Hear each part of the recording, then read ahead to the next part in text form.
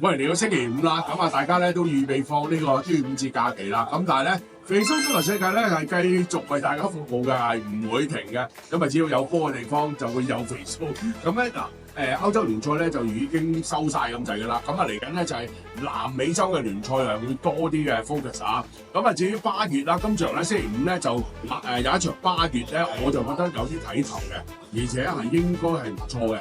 就係巴乙球隊第4位嘅維蘭路華咧，就對住第6位嘅球隊洛和利桑天奴。嗱，兩隊咧其實個戰績咧都差唔多，但係維蘭路華咧點解我揀咧呢場波？因為維蘭路華咧就本身咧就係主場4場全勝啊，4場全勝。咁第一、第二，佢哋咧維蘭路華呢隊波咧本身係嚟自哥亞斯呢個地方嘅。咁哥亞斯咧其實就喺巴西中部。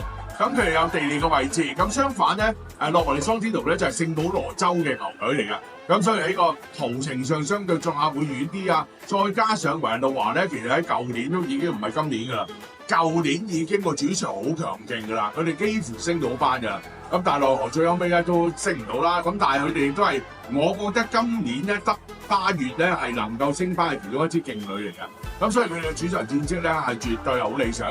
暫時嗱，佢哋入波唔多啊。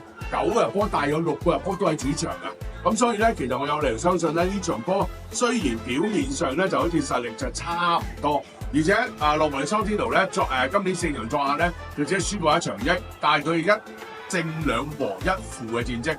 但係我今場始終對維蘭路華咧都係有信心啲嘅，因為始終呢班波真係，我覺得佢嘅主場係好硬淨，咁所以咧呢場波簡單啲啦，就係維蘭路華可以主場贏波。好啦，咁啊，今日除咗視頻版之外，當然文字版啦，同埋廚房方面繼續有靚提供㗎。咁所以大家繼續黐住肥叔足球世界，就保證冇走雞啦。